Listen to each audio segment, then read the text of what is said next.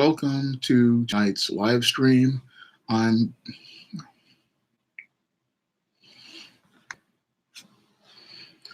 Welcome to tonight's live stream. I'm going to get started in a minute. I just need to let my viewers know that the live stream is getting ready to start.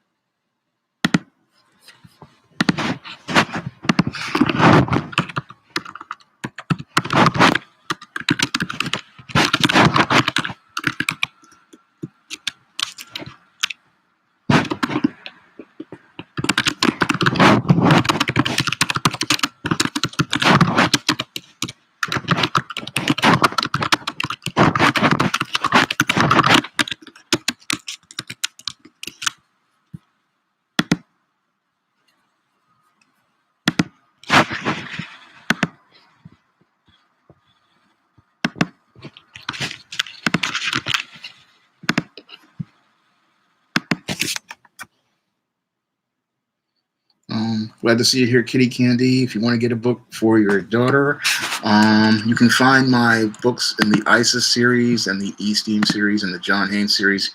You can find all of those books on Amazon.com on my author page, and I'm going to leave a link to my author page in the chat. All my titles are there. So, got the John Haynes, The Man with Nothing to Lose. So I'm going to leave a link to that first. That's the variant that I'm leaving to it.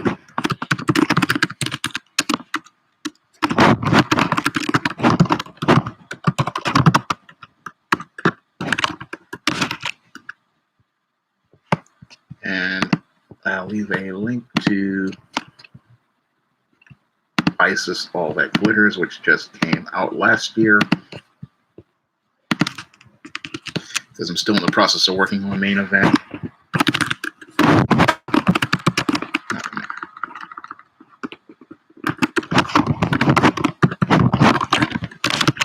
And all my other books are on Amazon. So I'm going to get started on tonight's show.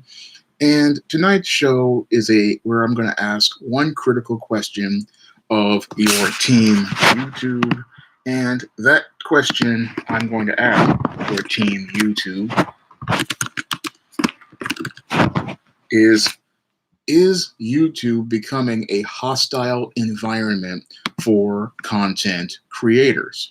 And I believe as a content creator, YouTube is becoming an extremely hostile environment for content creators like myself, because many of the policies that are designed to allegedly police YouTube oftentimes wind up punishing content creators like myself.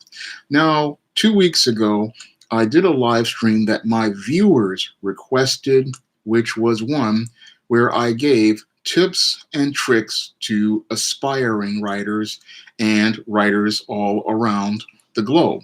Now, your YouTube did not want to monetize that video, and after I sent it in for review, they decided they weren't going to monetize that video, even though that video had no profanity, did not promote any sort of violence, or present any sort of what would be considered hate speech or negative content. And this was after a manual review. And after I got that manual review, which denied monetization for a completely innocuous video about writing, it confirms my suspicions that your YouTube is an extremely hostile environment towards its content creators and does not give content creators the respect they deserve. Now, I've noticed again this pattern regarding YouTube and just a complete expression of contempt for content creators who aren't looking to generate any sort of controversy or drama. And this is hostile environment I have been seeing. It's really something that does not give people incentive to create content on a platform which says broadcast yourself. Now, your YouTube says that they want people to broadcast themselves passively, but aggressively does things to try to push smaller content creators off the platform. And these passive aggressive tactics are targeted at many groups out here. And these tactics, as I see, they create an extremely hostile environment for content creators to work in, because when it comes down to YouTube, we just don't understand what the rules are. Because just this December, YouTube decided to change its terms of service, and that change of terms of service is so confusing that the average person can't even figure out what the rules really are. I mean, when it comes down to YouTube these days, a content creator does not know what the so-called standards are as related to what type of content they can put on that would be considered offensive, or what type of content could be put on that could be considered acceptable, because not only are the terms of service really arbitrary, but the terms of service are always constantly changing, and they're changing in an ambiguous fashion that are not really decided in a fair and balanced and consistent fashion. And because they're not decided on a fair and balanced and consistent fashion, this is very frustrating for many content creators out there. I'm glad to see you here, Chris. Chris is the creator of the Omega Black manga, and you can get your copy of Omega Black on Amazon. I got mine at Anime NYC when I met Chris, but you can get yours on Amazon. But I'm going to talk about this hostile environment in YouTube regarding their terms of service, which again is really arbitrary, and it really makes no sense, because your YouTube will sit there on one hand and say one set of rules are okay, and then on the same breath say something else is perfectly fine. For example, we recently had the passing of Kobe Bryant, and on YouTube we had numerous Black women and white women making all sorts of really hostile videos on YouTube. We had one woman, Black woman, making statements talking really bad about your Kobe Bryant. And this video is allowed to stay on YouTube, which is supposed to be a place that's supposed to be against bullying, against so-called hate speech. And this is quite troubling, because this video is allowed to stay on YouTube, which according to their community guidelines says that this type of content would be considered hate speech. This type of content would be considered harassment. But this video is allowed on the platform. Meanwhile, videos that are innocuous, they wind up getting taken down. Now, I look at that as creating an extremely hostile environment for your content creators, because your content creators who want to make really good content, what happens is they're punished for making content. Meanwhile, the trolls, the attention whores, the drama queens, the people who make YouTube a hostile place to be, these people are encouraged and rewarded. Because again, in the case of the woman who made the video literally attacking Kobe Bryant hours after his passing, this video is allowed to remain up on YouTube. And I find that to be quite troubling, because if you are supposed to be against cyberbullying, cyber stalking, harassment, and under your so-called new guidelines, why is this video still up on your platform, practically talking bad about Kobe Bryant, talking bad about his choice of wife, and is so filled with hatred and vitriol that it is practically hate speech according to your guidelines. Meanwhile, other videos wind up getting taken down. And I find that, again, to be quite hypocritical as related to YouTube overall in their whole policies. And again, it shows how they just have creating an extremely hostile environment for us content creators on YouTube. And it's really frustrating to deal with these kinds of policies because you just don't know where the lines are in order to go out here and create your content. And because you don't know where the lines are as related to creating content, this, again, does not really give a lot of us content creators incentive to continue to make content for the platform, because they're sitting there and the people who are supposed to be so allegedly policing the website, they are creating this hostile environment that punishes many of the content creators who, again, just want to make their own content. And none of this content is offensive. None of this content is hate speech. None of this content is in any way, shape, or form, again, anything that a ordinary person would be offended by.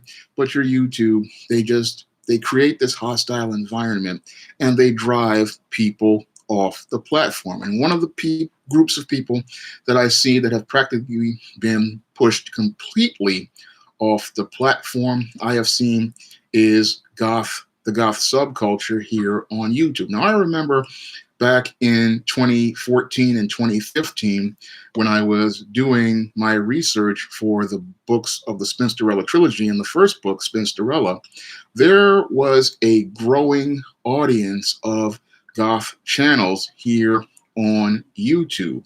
And that audience was thriving. I mean, there were practically at least about 50 to 100 Goth channels on YouTube. And many of those channels were producing content at least once or twice a week.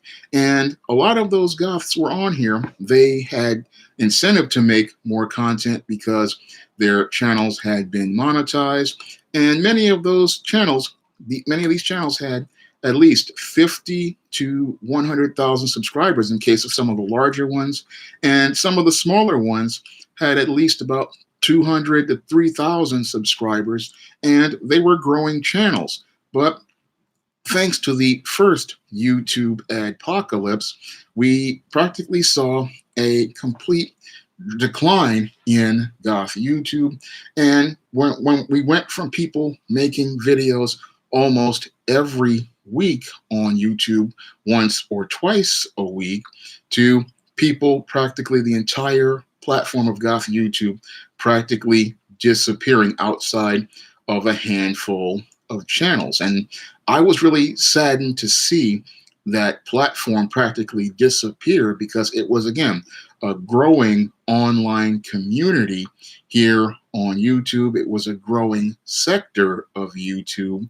And again, they were producing content because a lot of people loved presenting the Goth subculture here on YouTube, and others had more incentive to go out here and produce content because they saw that they were getting monetized, and that monetization allowed them an opportunity to be creative, and it allowed a lot of people to be going out here and giving us things like vlogs, and going out here and giving us fresh and unique content. And I heard from many Goths on YouTube that they stopped making videos primarily due to their frustrations as related to YouTube's change of policy as related to the demonetization, which demonetized many Goth channels.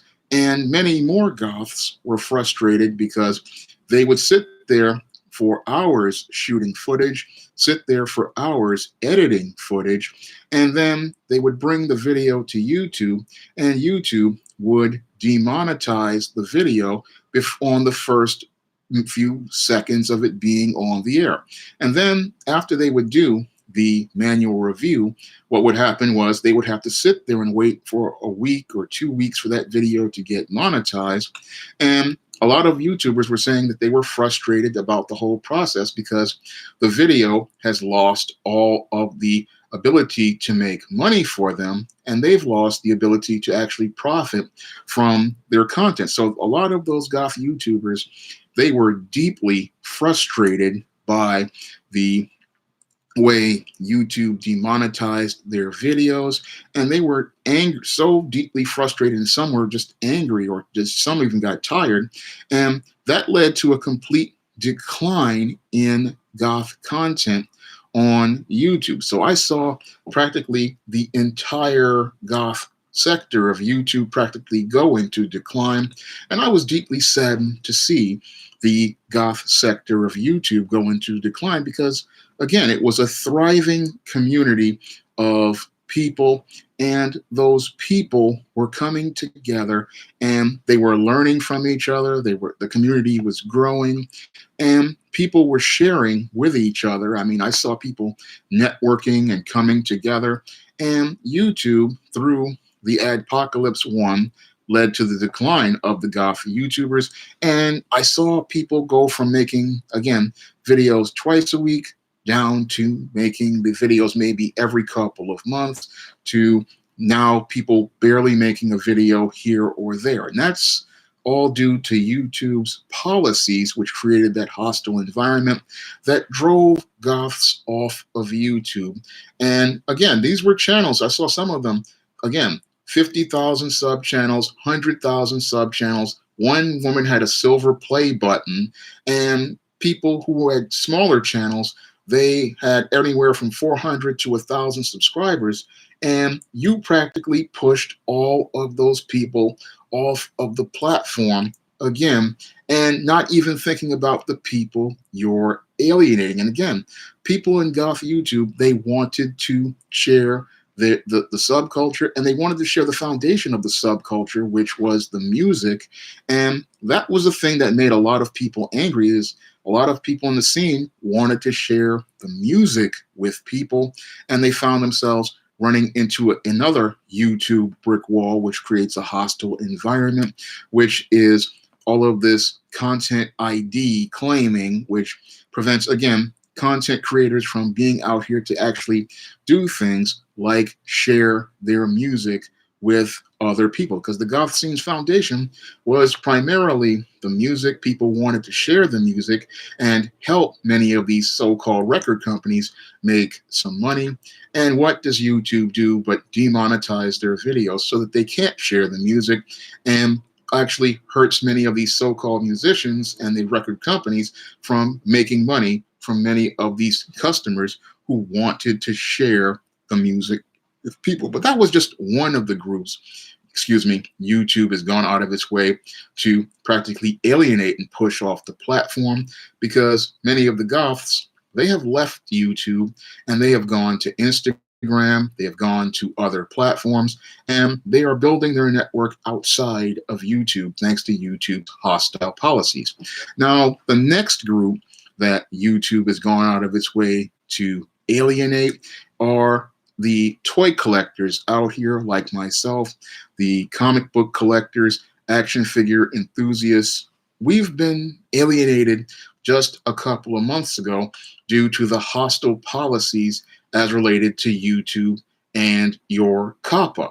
Now, the way YouTube handled COPPA was absolutely reprehensible, and the way YouTube treated toy collectors was absolutely egregious, because the way YouTube mishandled COPPA was to put all of the responsibility for content on the content creator, instead of standing up and advocating for an extremely large population of YouTubers. Now, comic collectors, toy collectors, sci-fi collectors, fantasy collectors, that's a huge market as related to the internet. Practically, we built a lot of the large foundations as related to the internet with websites, because it was comic collectors and toy collectors sharing their hobby that led to, I say, a good corner of the internet being built.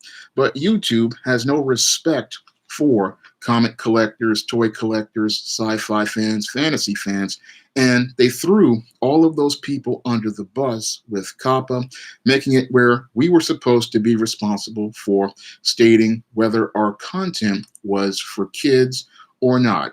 And that was, again, a complete slap in the face to one of the largest sectors of YouTube, and I say one of the largest sectors of the internet overall, because to practically leave people in the lurch who were a core part of YouTube in its inception, because one of the big corners of YouTube when this website started in 2005 or so, I would say, was the comic collecting, sci-fi collecting, and action figure sector, because those collectors practically were the people who were broadcasting themselves first, because those comic fans, those sci-fi fans, those fantasy fans, and those goths, these were the people who were the integral corner to practically making YouTube a popular place.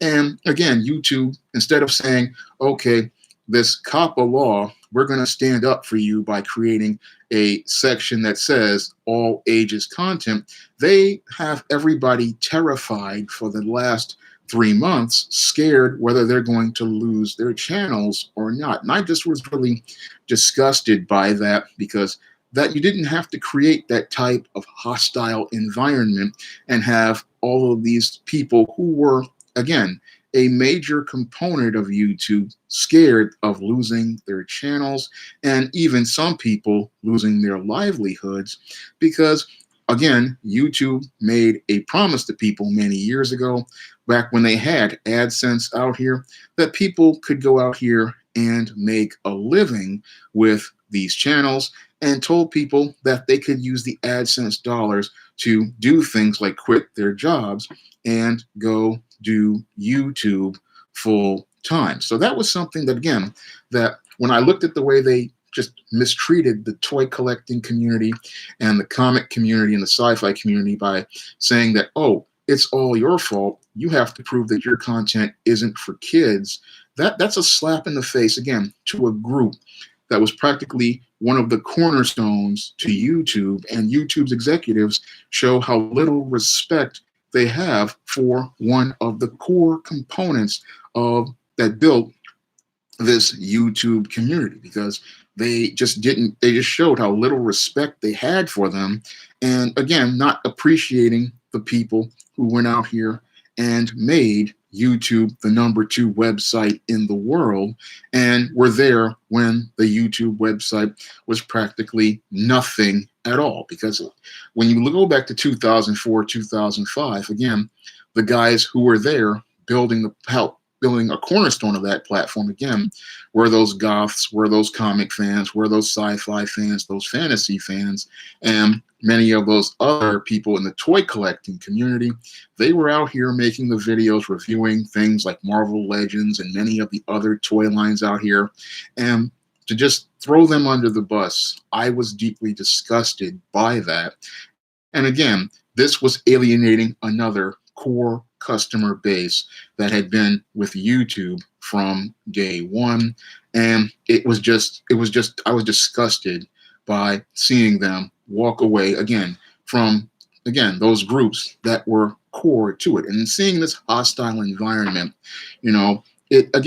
it's just so hostile these days towards content creators, and it does not incentivize content creators to go out here and create really solid content. Because while it's really frustrating for a content creator like myself to sit there and make one video, and then you find out, oh, you can't monetize that video, or in some cases you have to deal with these trusted flaggers, or you have to deal with many of these jealous people out here, and you wind up putting all of that work and effort into a video that practically cannot even stay up on YouTube, the platform where it says you can broadcast yourself, but you can, it seems these days you can only broadcast yourself only if your videos fit a certain narrative, only fit a certain viewpoint, and only promote a certain type of behavior.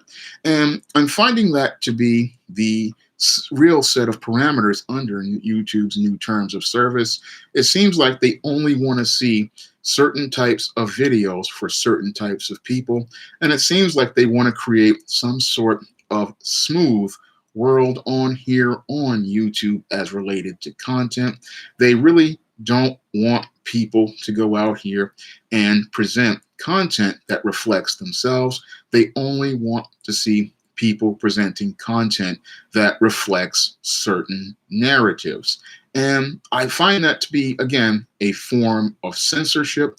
And it just shows how hypocritical and how YouTube has betrayed its own mission statement, which said, again, people could broadcast themselves, but it seems, again, they can only broadcast themselves if they're only saying what YouTube wants them to say.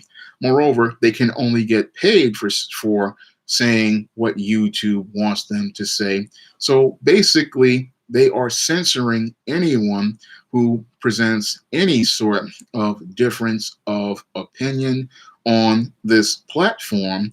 And what they're doing is making it where, oh, we will only support and reward those who say what we want to say, and then anybody else we have problems with, and we're going to try to either do things like mess with people's sub counts, mess with people's play counts, mess with people's view counts, and then try to do things to push them passive aggressively off the platform. And I find that to be, again, you're creating a hostile environment. And creating that hostile environment is, again, something that it's just being done maliciously, I believe, in some cases, and intentionally, because YouTube thinks that it's so much more than it actually is. And what your YouTube, I believe, has a big problem with is that YouTube has stars in its eyes.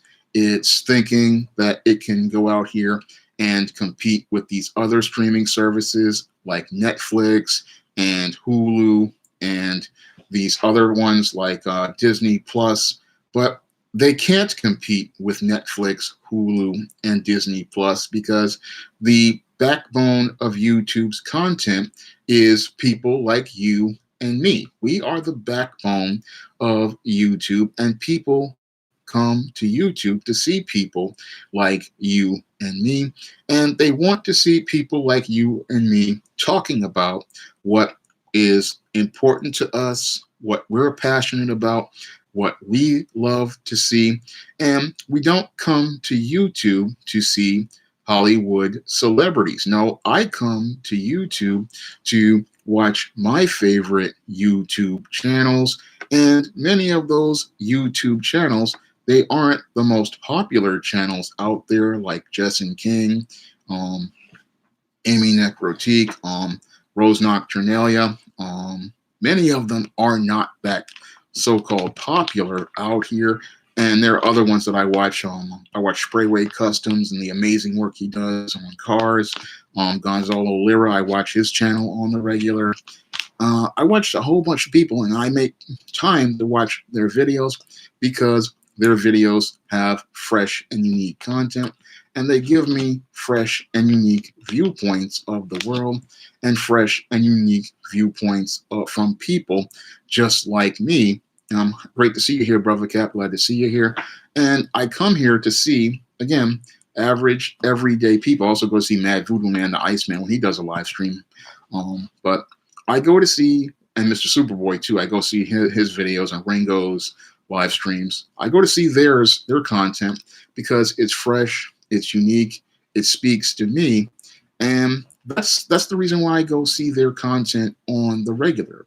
But I don't come to YouTube to sit there and watch TV. If I wanted to watch TV, I would go watch television. But I go to watch YouTubers because they are talking about things that are important to me.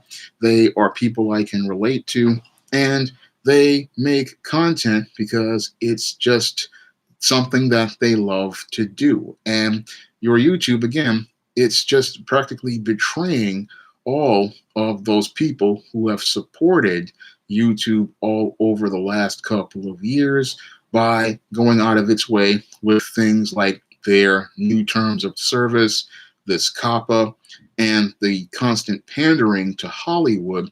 They are practically betraying the base that led to YouTube being the #2 website in the world.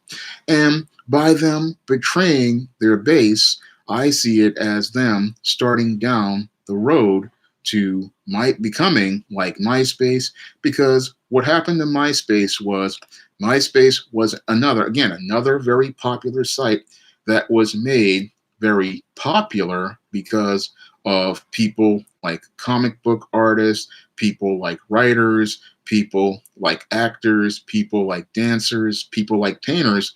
They came to MySpace, they brought their art, they brought their literature, they brought their comic books and everything. And I met quite a few great people on MySpace.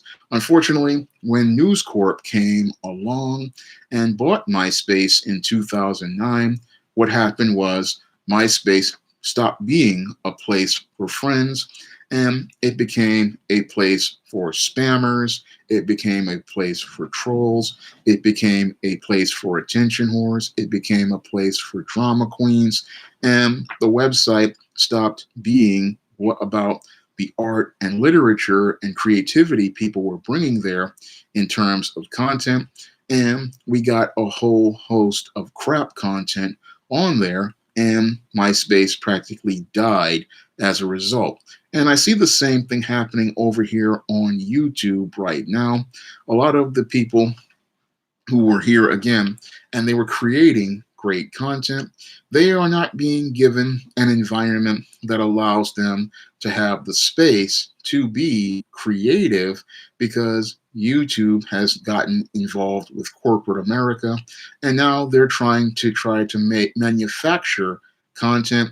And they think if they push off the artists, the writers, the painters, the filmmakers, they think if they push all of those people off the platform, they will be able to push their commercial content on YouTube. Unfortunately, what's going to happen is it's going to backfire, just like it backfired on MySpace, because YouTube has, again, before has tried to manufacture YouTubers. They've tried to pay people to create content, but people saw right through those types of attempts to make these kinds of content. They saw this manufactured content they were creating, and it turned a lot of people off. They saw through it, and that whole attempt to manufacture a YouTuber with a fake sub number, where you saw, oh, we hired this guy, he's got 1 million subs all out of nowhere,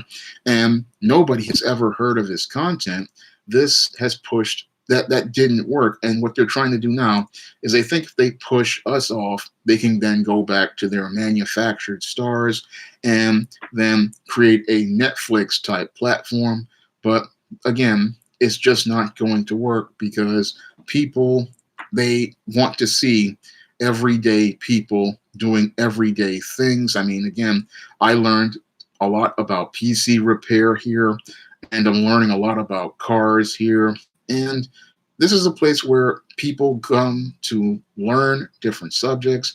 They come to learn about different things. I've learned a lot about the history of many toy lines, a lot about the history of many comics, and it's a great information platform. But what's happening is it's hard to get that information out, because your YouTube has become a hostile environment to content creators. And because it's an extremely hostile environment for content creators, it makes it harder for content creators to go out here and make the content they love.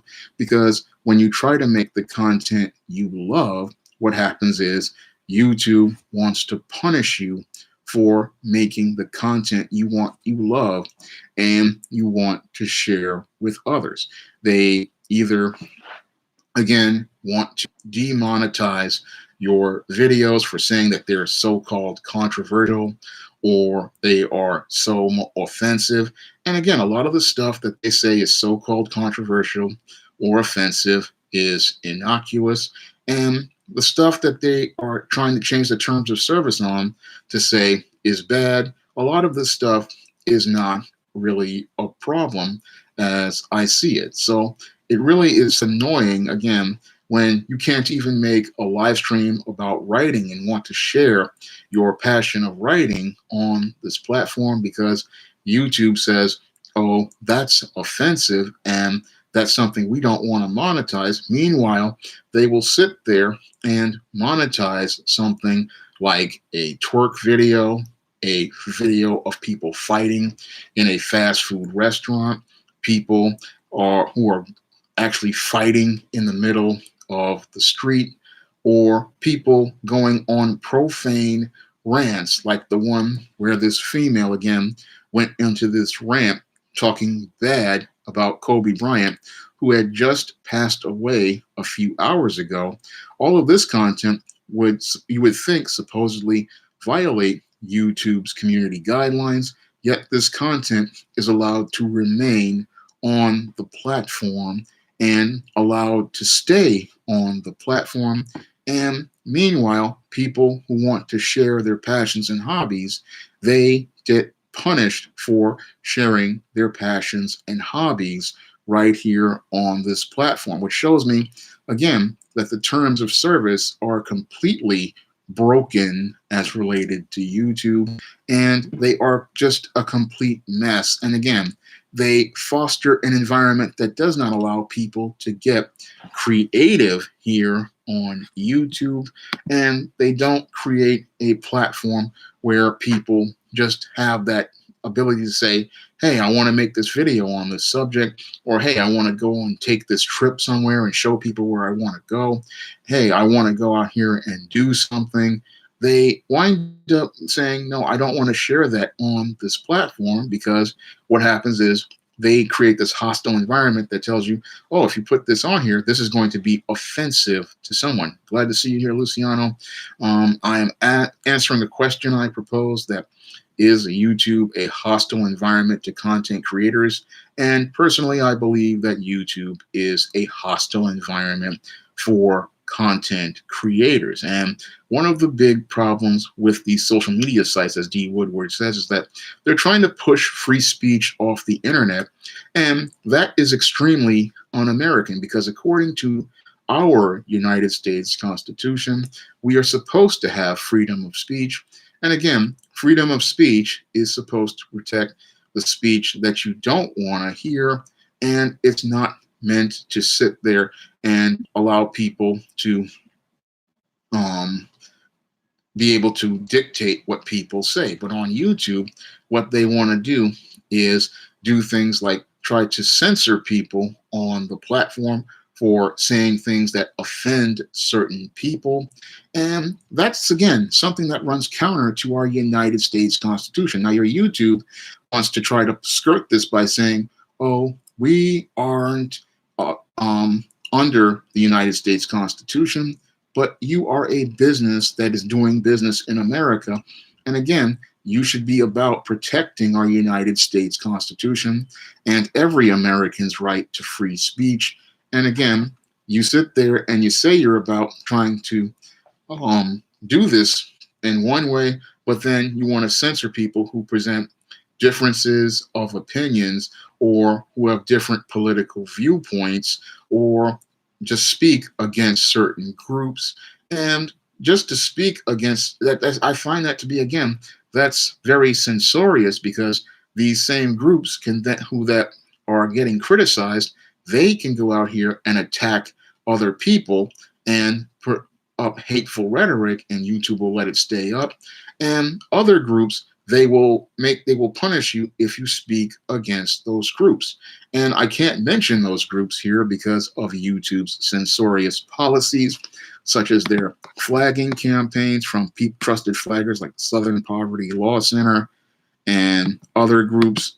And I cannot talk about how your YouTube, again, is just very censorious, and they only want, again, certain viewpoints on the platform, and how people who agree with those viewpoints, they're allowed to spout whatever rhetoric they want, like the black woman who spoke all those hostile statements about Kobe Bryant, or the groups of females who made the statements like saying things about Kobe Bryant being a sexual predator. These are people can say those type of statements. Again, statements that are unsubstantiated, statements that are slander, statements that I would consider to be hate speech. And those statements are allowed. Thank you, Born Savior, for the donation to the Super Chat. I really appreciate it. If you guys want to donate to the Cash App or the Super Chat, you may do so. I left the link to the Cash App in the chat. But those groups can say whatever they want. But if you try to present a counterpoint, they want to take you off the platform. And another group that YouTube has gone after, very, very maliciously over the last decade has been black men. And I've looked at a lot of videos that black men have made. Some of them have had no profanity, no sort of hostility. They were critiques of black women. And these videos were getting taken down. I remember back in 2010, 2011, people were so frustrated, they were getting ready to take YouTube and Google to court over the censorship, and they practically had to back off when a class action lawsuit was filed against YouTube, and they finally backed off it and finally stopped harassing black men. But there was a point where black men, they practically, every video they put out, they would flag those videos. And that's another problem I have with YouTube as related to this hostile environment, is the archaic flagging system, which has been abused by people on this platform. And the abuse of this flagging system has been used to destroy channels of people that some people disagree with. And I believe that at YouTube, if they really are serious about dealing with all of the so-called controversial content, they would get rid of this archaic flagging system, because this archaic flagging system, it's really something that, again, creates a hostile environment for content creators, because instead of people using that flagging system to deal with actual cases of alleged hate speech or alleged promotions of violence, it is used to censor people for who have differences of opinion. And I believe it's time for YouTube to get rid of that archaic flagging system, because it's one of the most abused parts of YouTube. And again, it fosters a hostile environment for content creators who have to sit there worrying that their channels are going to be taken down, all because somebody is in their feelings regarding opinions that are presented on a channel, or the fact that you have individuals who don't like an individual presenting content online, and people who have personal grudges against people online. And that's what I believe YouTube needs to get rid of, this flagging system, because the standards for flagging, there are no standards. And some guy with 0 subscribers and 0 content, they can put in a flag on somebody's video, all because they are in their feelings. And there needs to be, again, a standard for your alleged community guidelines that makes it where you cannot do that. You have to make a claim based on something like a copyright, or you have to make a claim based on something as related to intellectual property. That's what I would consider to be something that you take somebody's content down for. If you can produce a copyright certificate that says that this is your copyrighted material, I can agree with taking down and they were actually flagrantly abusing your content, like putting your whole um, movie up on there or putting your whole song up there. But because you hear a difference of opinion, I just say the policy should be like that on BitChute, Black Junction, and many other platforms, which say, okay, if you see a video with an opinion you don't like, here's what you're going to do. You're going to hit that red X on the right side of your PC, the left side of your Macintosh, and you're going to leave that channel. We're not going to take somebody's video down because you do not like the opinions in it. Thank you, Sun God Ra, for the donation. I really appreciate it. If you guys, again, want to donate to the Super Chat or the Cash App, you may do so. But the whole thing that really, again, irritates me is the flagging system. It's outdated, it's outmoded, and many other platforms have gotten rid of it. And I've noticed, again, a completely different environment as related to the social part of that social media once you get rid of the flagging system, is that the trolls, the drama queens, the attention whores, they don't come to people's channels looking to start drama.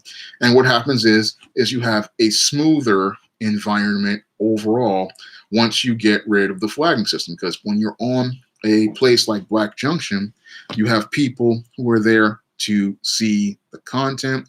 And because they know that they cannot go out here and start some sort of flagging campaign or start some sort of drama, what happens is they don't come to those channels and they don't come looking to start any trouble. And usually what happens is most people who are creating channels, that really helps us, because when we see a racist or a drama or somebody looking to start arguments, what we do is we moderate and police our own pages and channels.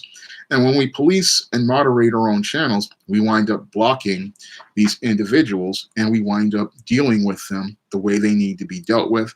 And because these individuals aren't getting the attention and drama they want, it leads to a smoother viewing experience for all of the content providers on there, and it leads to a smoother environment for all of the viewers on there. So getting rid of the flagging system actually helps create a more amicable environment for the viewers, because it puts the onus on the trolls and attention whores to leave, because once they see that they're not getting the attention that they want, that leads to them not coming to the platform. And once they get banned, usually, and they can't get the attention that they want, they don't come back making another account after another account. And that's a big problem, again, with YouTube that creates the hostile environment. Is it seems like they seem to reward all of the drama kings on here, and they reward people like I call the Zero Subscribers Club. And your Zero Subscribers Club are these people who go out here, they have 0 subscribers, they have no videos uploaded, and they come here just looking to start trouble.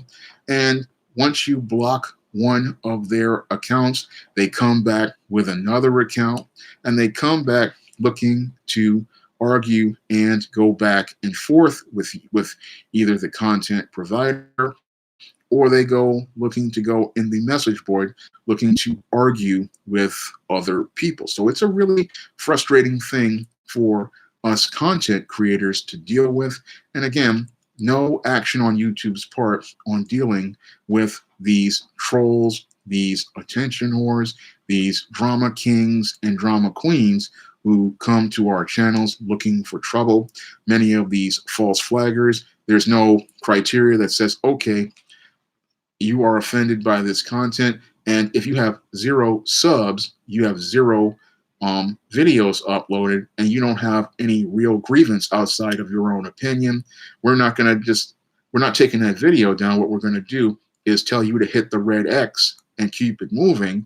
And that's just, again, all of this fostering and pandering to many of these people. Again, this is really making it a hostile environment for many of us content creators like myself, because when we try to create content, what happens is you wind up having to deal with these members of the butthurt brigade, these people who are easily offended, these people who just they're just looking to be miserable.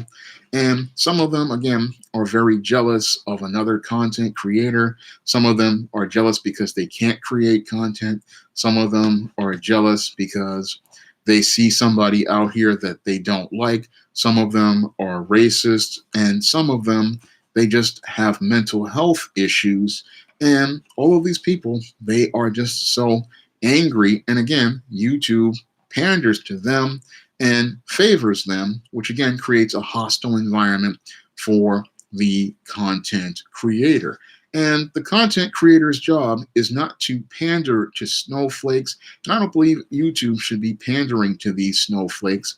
What they need to do is stand up to the snowflakes and let them know that just like people can broadcast themselves, you can choose to do things like not watch content you don't like or have a difference of opinion with. You can click out of that content. And there needs to be some sort of policy to, again, help out the content creator. Because, again, the way the content creators have been treated on this platform, I find it, again, to be very frustrating, because the way I've seen content creators treated, again, it does not really give people incentive to create. Hey, Rob IS, I'm glad to see you here. Again, I'm talking about, is YouTube becoming a hostile environment for content creators? And again, I really do believe it is becoming an extremely hostile environment for content creators. And it's hard for guys like me to, again, bring the content that we love to the platform when we have to run into all of these hostile policies directed towards us. And these policies, again, they really prevent content creators from going out of their way to bring that content that they love to their viewers. And these policies really just, all it does is encourage all the things that led to the complete collapse of MySpace. The things that led to the collapse of MySpace was the continuing support of policies that allowed trolls to come in, allowed attention whores to come in, allowed a lot of drama to come to the platform, and punished content creators for creating their content. And when you punish content creators for producing content of substance, all you wind up getting is a lot of content that's filled with flash. And that's what I see a lot more of here on YouTube over the last 3 to 4 years, is we get a lot of this flash content, a lot of these fights over Popeye's chicken sandwiches, a lot of these, really hostile, angry rants that are going on here.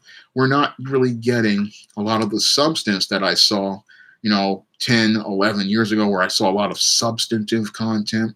We're getting a lot of this stuff that's designed to shock people and titillate people, and it's designed to get a lot of views. And that's not the type of content that I would really want to see on YouTube. I mean, this platform, again, says broadcast yourself. And instead of people wanting to broadcast their passions, we're seeing people wanting to bring this clown show on the air, where people are looking to get attention and trying to get a viral video where it's based on some sort of sensationalist stunt or some sort of ignorance out here. Again, like those fight videos we see that are put up all the time, or what the reprehensible act Logan Paul participated in, which also, shows the hypocrisy of YouTube, because Susan Wojcicki doesn't kick Logan Paul off of YouTube for participating in that extremely reprehensible act where he mocked a man who was hanging in the forest in Japan. He's allowed to stay on the platform, even though his behavior clearly violated the community guidelines, and he's allowed to stay on. Meanwhile, people who just are making a video about their opinion regarding a subject that does not fit within some of the people on YouTube's criteria, These people are told that they cannot have an access to the platform. And again, that is censorship. And again, it runs counter to what YouTube was supposed to be about. Now, your YouTube, again, says it's a platform where people can broadcast themselves.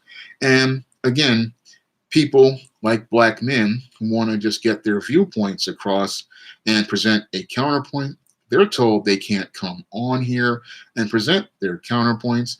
People in the goth subculture are told, oh, you can't come on here and present your viewpoints. What we will do is try to passive aggressively push you off the platform.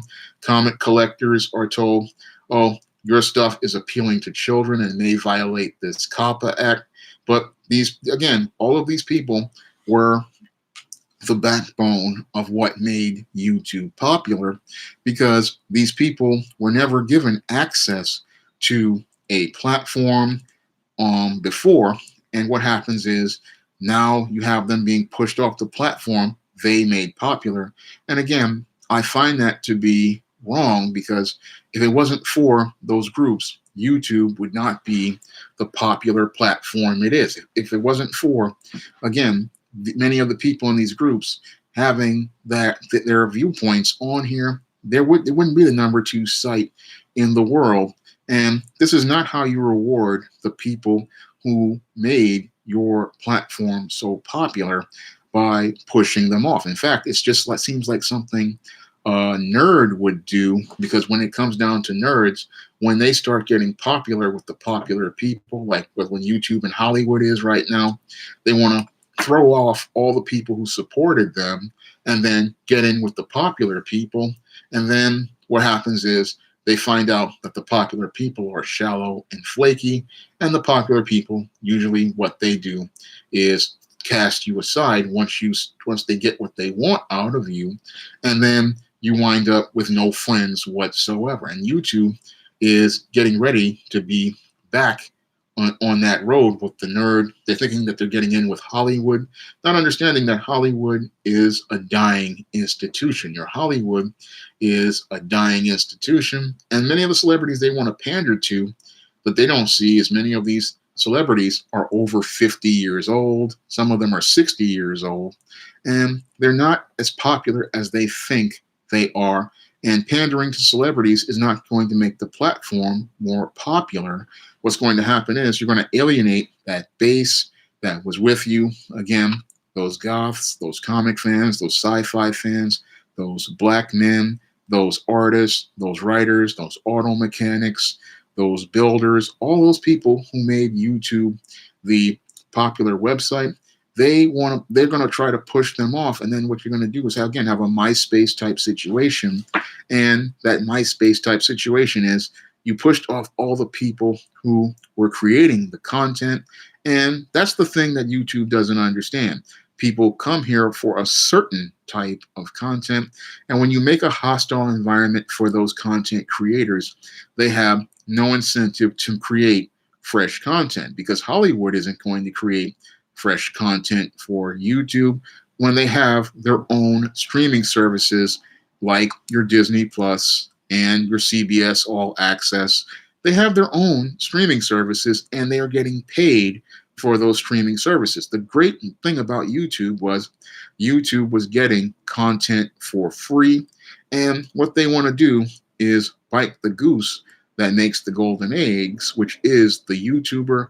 And by trying to demonetize their channels, what they're doing is slowly digging their own grave by creating the hostile environment that pushes off the content creator. What happens is they don't have the content that drives the foot traffic to their website, because when people don't have incentive to make content due to a hostile environment, what happens is they stop making content and they go someplace else. Because when it comes down to the internet, people oftentimes migrate from one platform to the other.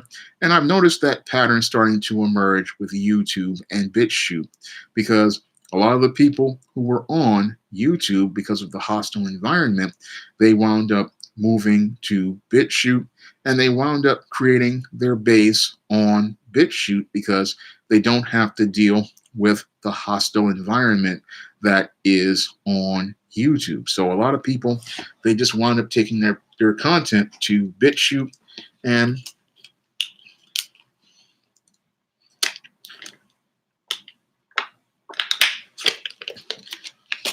what do I do for a living? Zhu Xiaoshin. I am a writer, and I write books on the SJS Direct imprint, like John Haynes' Dark Succubus, East Team Goddess of, and Isis All That Glitters. These are the books of the 2019 catalog.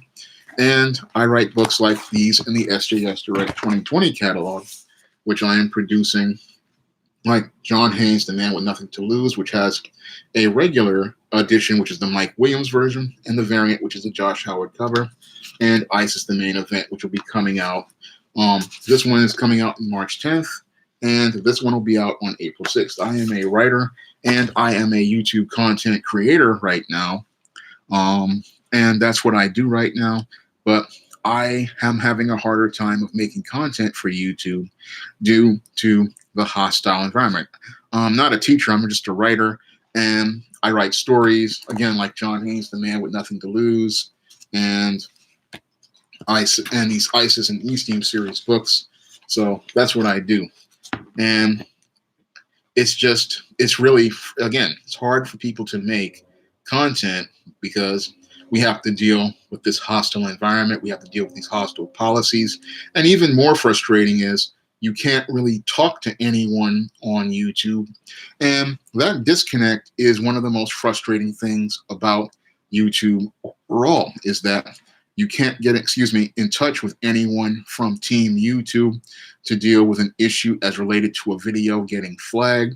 I mean, they give you this little tiny box to try to discuss why it's wrong to flag the video, and you have no way of defending yourself. And oftentimes they will just not even acknowledge things, like in the case of the video I did about writing, the live stream I did that my viewers asked for.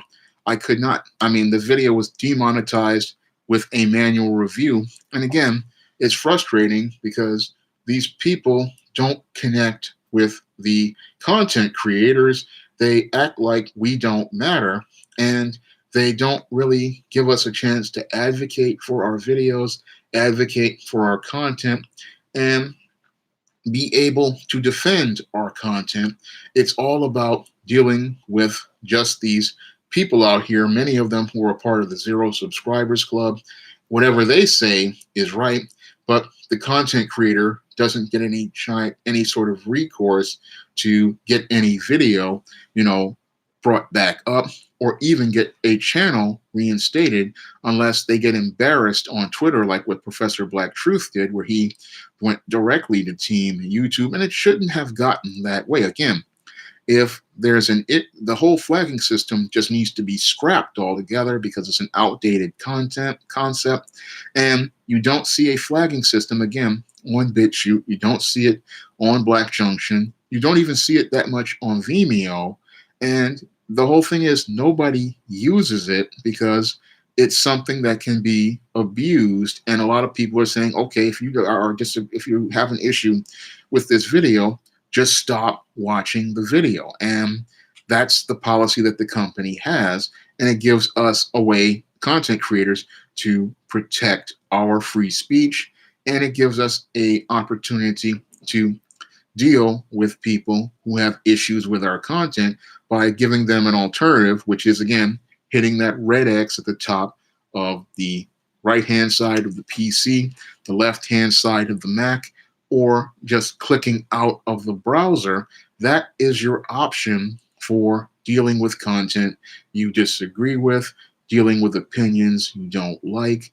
And again, YouTube needs to give many of these people, these snowflakes, members of the Butthurt Brigade, many of these people who don't like people who have conservative opinions or opinions on the right, or speaking about different opinions.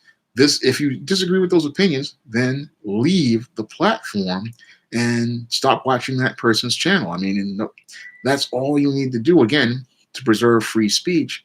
And this is a problem with YouTube overall, is that they they create a hostile environment for creators, and us creators, it makes it harder for us to go out here. Now, as a writer, again, YouTube is one of the platforms I've been using to make money. It's one of the platforms I use to make a living, and it's really frustrating again to do that. And I know that so many goths, they were using YouTube as a way to make a living, and a lot of them felt betrayed, and I feel betrayed myself with the adpocalypse, because a lot of us were told by YouTube we could use this platform to go out here and make a living on our videos. And then all of a sudden, YouTube yanks the rug out from under all of those content creators who believe their promise of, okay, if you like making YouTube videos, we will monetize your videos with ads. But then all of a sudden, because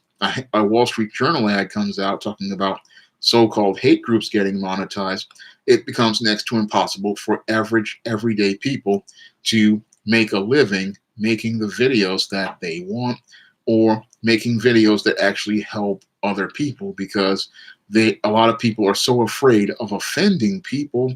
But a lot of the people they're saying are so offended, what's really interesting is these same people who say that they're offended by this content are the same ones who will sit there and they will watch these same videos, and then some of them, once they get blocked, come back to watch the same videos over again to get offended.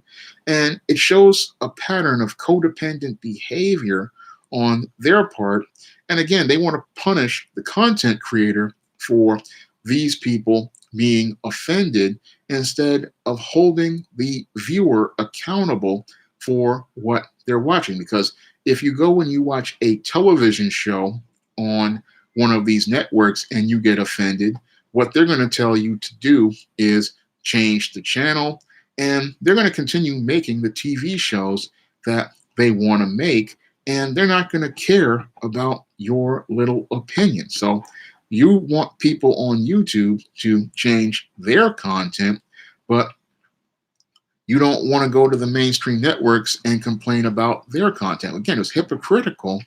And again, YouTube panders too much, as I see it, to the viewer, and does not give any deference to the content creator.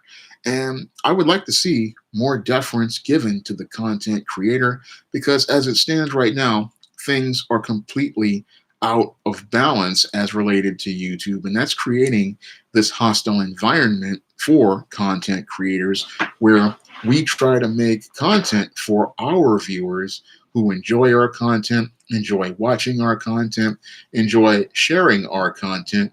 And we can't get any support from anybody from the corporate offices as related to getting our content on here and preserving our content on here. And that's a big problem, again, when you have this YouTube platform, is we're not getting our support, from a platform that says broadcast yourself. We're not getting any sort of, people standing with us from the YouTube offices.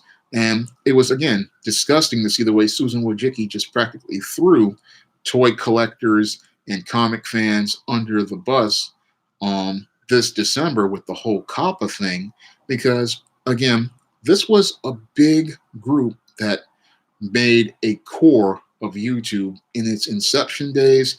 It was, again, a lot of the toy collectors, a lot of the comic collectors, a lot of the sci-fi fans, a lot of the fantasy fans, and the goths out here. They really helped build this platform in 2005, along with a lot of black men. And we were winding up being told, oh, we're out here on our own, even though we were here in 2005 when this platform was nothing and they needed content desperately.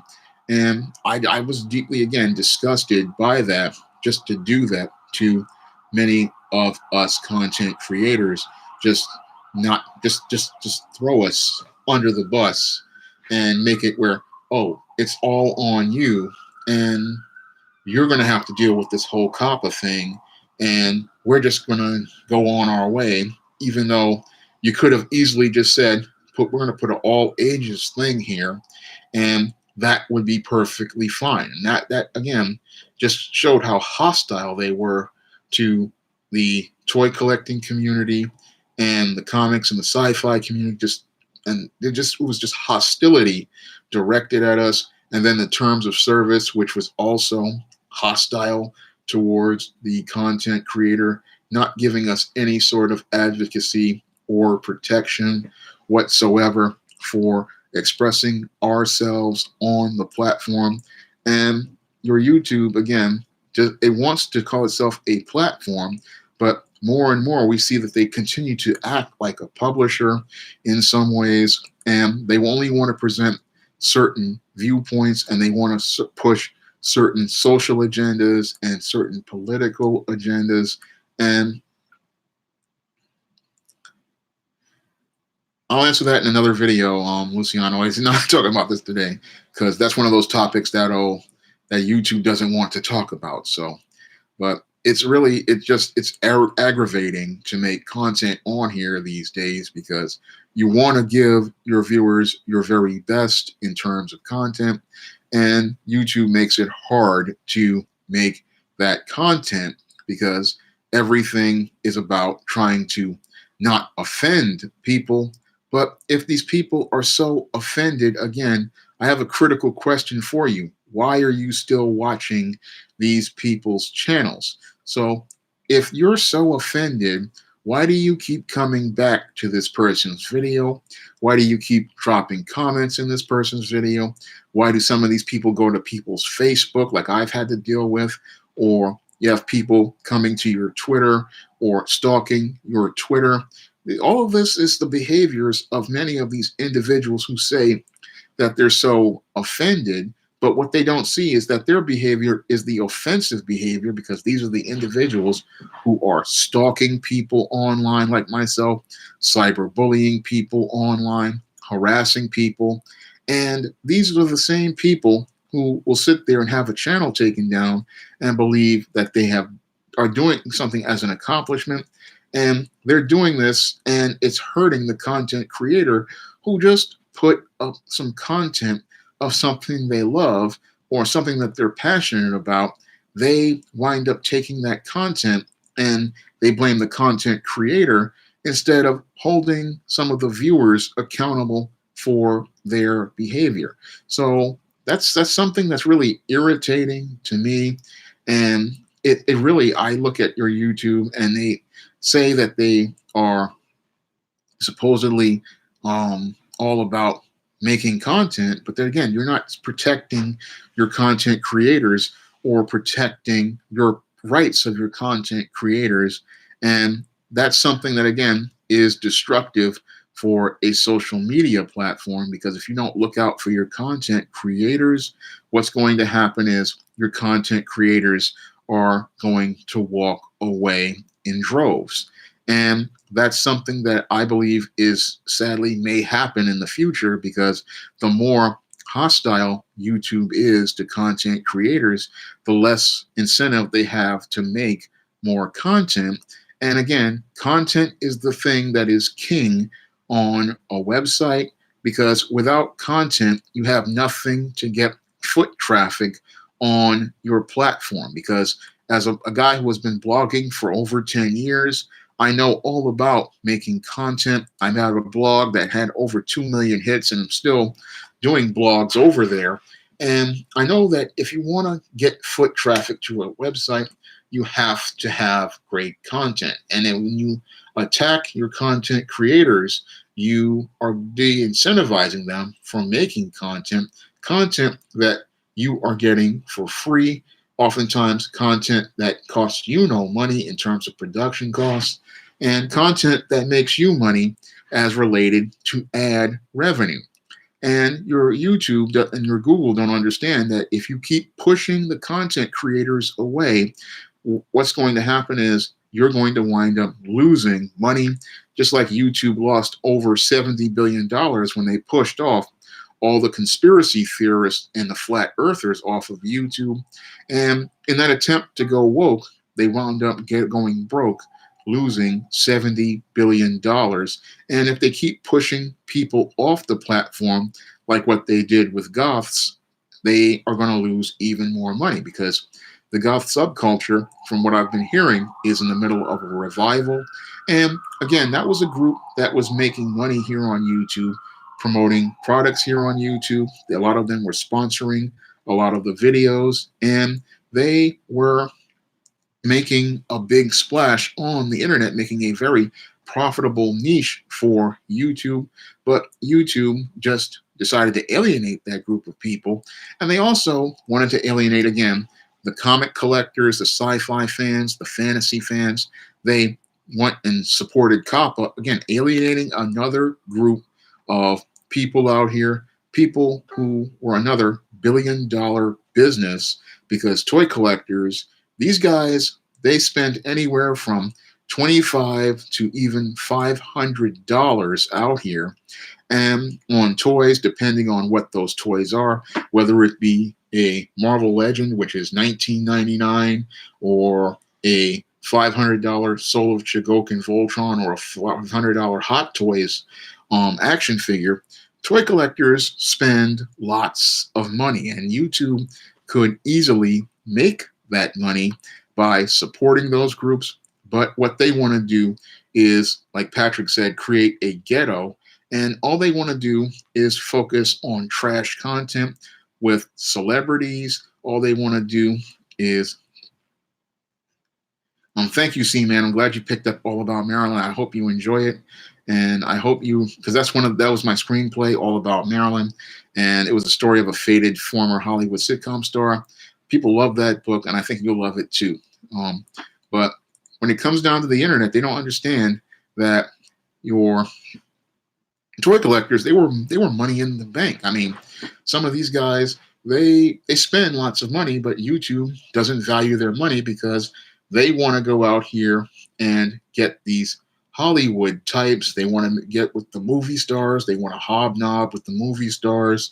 They want to get, your celebrity content. But again, people don't come to YouTube for Hollywood content. They don't come to YouTube for Hollywood content. They come to YouTube to see people doing stuff that they love and sharing stuff that they love. Like when I would watch guys like Retro Blasting or many of the comic channels like Thinking Critical, when he talks about comics, that's stuff that I like watching, And those channels have a hard time because of stuff like Kappa, which tells people, kids might want to watch this. It's like, I look at that as like one of the stupidest things. What's going on, B, the great B? Glad to see you here. He's one of my mods. I haven't seen him in a long time, but I'm glad to see you here. And I'm talking about, is YouTube a hostile environment for content creators? But I look at it as you're alienating people who you could have as allies. And the YouTube executives really need to think about who they're alienating, because these are the people who put money in your pocket. These are the people who put foot traffic on your website. And it's those people who, when their foot traffic, bring the advertisers and the ad revenue that create the AdSense dollars for Google. So what your YouTube is now is it's becoming more and more like what I saw with MySpace, where we're getting all of this trash content, all of this ghetto content, and it's becoming like a virtual ghetto. And it's really becoming an environment where it's hostile to content creators who love what they do. It's becoming hostile to people who want to put art up here. It's hostile to people who want to talk about serious subject matter, but it's becoming friendly to those who want to put up this flash trash content like twerking videos, people putting up fight videos, people putting up these bash a black man, bash a black woman, gender war videos, these coon and buffoon videos. And that's not what people really, as I see many of the viewers, they don't want that type of content, but they put it up there because they want to get a shock viral video going. But those shock viral videos, that's really a lot of flash and trash. It's not the stuff of substance, and it's not the stuff that shows us people broadcasting themselves. It shows us people broadcasting nonsense in order to get a fast dollar. And a lot of the stuff that they're producing is just like what happened with MySpace, is driving all of the really great content away, and it's turning the platform into a complete cesspool. And that's what a hostile environment does, is it winds up driving all of the people who are away from from the platform. And what I see is those people want to create content, but they just can't create content because it's again an environment that does not foster creativity. I mean, what incentive does a creator have for making content when they have to fear getting their channel flagged and taken down by a person with 0 subscribers, or having their content flagged and taken down because somebody is across the globe is upset because they saw an opinion that they didn't like, or they wind up ending up having to deal with a whole bunch of trolls who are attacking them, or a lot of people who left their job to do YouTube. What incentive do they have to stay on the platform when they have to get demonetized for making a simple video about a subject that's as innocuous as writing? And this is how how are they supposed to pay their bills? And how are they supposed to go out here and make a living if you keep doing things to push people off the platform? And a lot of people, again, at YouTube, they're not taking care of their content creators. And because they're not taking care of their content creators, then their content creators have less incentive to bring their content to the website. And a lot of people, again, they have to try to find alternatives like Patreon and Cash App, because YouTube created this hostile environment just to make a living off of these videos, or to try to make a few dollars on this video that some people work 8-9 hours on. I mean, editing these videos, a lot of people don't understand how much work goes into editing a video. Because when I was doing vlogs, like the one I did for the Schomburg, there's a lot of time that goes into that. You have to splice the footage, you have to cut the footage exactly so you can get your points printed across, and that takes a couple of hours to do. And just do all that work, and then you put it up there, and then all of a sudden, oh, you get this thing saying the video isn't monetized. And then in some cases, they will just say, oh, this is not being put up here because of content ID or whatever is going on. And it's frustrating for us content creators, because YouTube just creates this hostile space for the content creator, instead of respecting the content creator for the time they're putting in making these videos, the money that they're putting into these videos. Because a lot of times when you're putting together your studio, what happens is people wind up putting a lot of money into their studios, buying ring lights, buying cameras, and it's something that YouTube isn't thinking about as related to the content creator. It just thinks, oh, these content creators, we could care less about them. There's another one coming.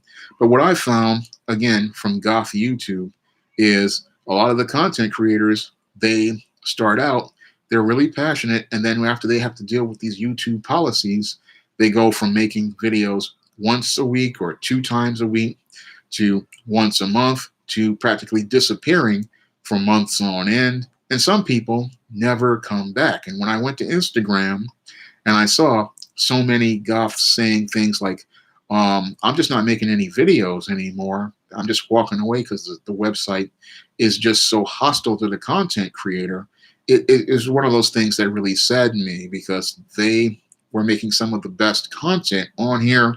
And I'm seeing more and more people, yeah, we got another one of these trolls. And that's another big problem with YouTube that they really need to deal with, is with the live stream trolls. Because again, I want to serve my customers and give them the best viewing experience. And it's hard for us to do that with live streams, because what happens is we don't get the tools to do things like block people or delete people who are trolling our channels, members of the 0 Subscribers Club. No, we can't do that, because what happens is they don't give us the tools to deal with these trolls. They instead, we have to do a live stream, and the mod has to deal with the troll, when we need to have the tools to deal with the trolls. And again, that is another hostile environment policy that YouTube has, where passively they give us a live stream, but then aggressively they allow the trolls to come into the stream and wreak havoc in the chat bar, and really make it a place where we can't really communicate the way we want to do on the platform. That's another frustrating thing about YouTube's policies, is that, again, it creates this hostile environment in a live stream, because I like doing live streams. My viewers want live streams. And again, you have a guy who comes into your live stream looking to troll the live stream, and that's really annoying to deal with. But I look at YouTube, and again, they just don't appreciate their content creators. They don't respect their content creators. And unless you're producing content that they believe is either pandering to Hollywood or promoting these far left narratives these days, or these what the people call SJW narratives, they don't really care about anybody else out there. I mean, they'll let white supremacists have their views on this platform. They'll let black feminists come on here and rant and rave about black men, like those Kobe Bryant rants that were just reprehensible. And these people's hate speech is perfectly fine, but a black man critiquing that hate speech, that's considered hate speech. Again, a complete hypocrisy on YouTube's, as related to YouTube's policies and terms of service, that create a hostile environment for content creators, and again, rewards the people who drive people off the platform, and allows the website to become as hostile as a place like MySpace was in its last days. Because what killed MySpace in its last days was not only News Corporation taking over the platform, but News Corporation allowing trolls, attention whores, drama kings, drama queens to create this content that was all about flash and controversy. And then they drove off all the substance content, and they drove off all the foot traffic, and drove all the people out of here. And your YouTube is headed on the same trajectory as MySpace. And I see the same thing happening on Facebook too, where you're driving off all of the talent and the creative people, and driving them away, and while rewarding the very same ignorant people like your Logan Pauls, and many of your twerkers, many of your fast food fighters, and many of your other assorted hood rats, coons, and minstrels who create virtual ghettos. You reward those people with monetization. You reward those people with high subscriber counts. You reward those people. And instead of YouTube becoming a place where people want to broadcast themselves, it leads to people wanting to move on with their lives. And sadly, that's what I saw happen with many of the Goth YouTubers out here, is that they all left the platform, and they left to go to Instagram. Others just left altogether to get on with their lives. And again, instead of us getting our lives enriched by great content that was from the Goth scene, we're getting less content from that scene. And even sadder is I'm seeing the same effort, the same initiative made to push comic fans off of YouTube, push sci-fi fans off YouTube, push black men off YouTube, push men who are part of men's groups or going their own way off YouTube. And again, all these people were integral to making YouTube the site that it was.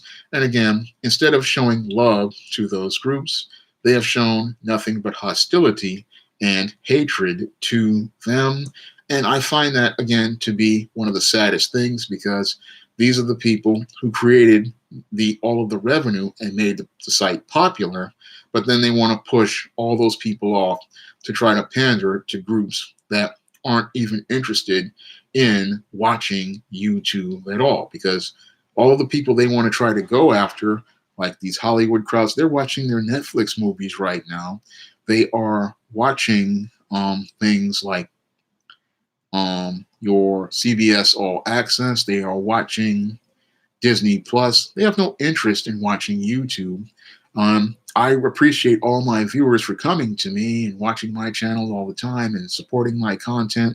But your YouTube, they want to go for the Hollywood group. So I'm going to get ready. It looks like it's some sort of buffering issue. I don't know. It might be YouTube itself, because I have this FiOS and it seems like it's working fine. But I'm going to get ready to wrap up this stream, and I'm going to wrap it up. And I'm hoping you pick up the books of the SJS Direct 2019 catalog, which were Isis, All That Glitters, Esteem Goddess of, and John Haynes, Dark Succubus. And I'm hoping that you also pick up some of the books of the 2020 catalog, Isis, the Main Event, which is available April 6th, and John Haynes, The Man with Nothing to Lose, which is available officially on March 10th. You can get the Mike Williams regular cover or the Josh Howard variant version, and both of these books will be available on Amazon.com. You can pick them up right now. So I thank everybody for coming to the stream, and I hope you'll be there for next week's stream. And I also hope that you put in a donation to my Patreon. Thank you. I'm glad you like John Haynes Rebel Against the Heat. I'm hoping to get more John Haynes stories out. Working on the 4th book, and I hope to get that out maybe next year. I'm working on the 4th book right now. So I really appreciate if you go to the Patreon and donate to the Patreon, or donate to the Cash App, because that helps me be able to put fantastic covers like those featured on John Haynes, The Man with Nothing to Lose. So I wouldn't be able to put the regular and variant covers without the donations to the Patreon and the Cash App. So I thank you again for coming to the stream, and I hope you'll be there for next week's stream.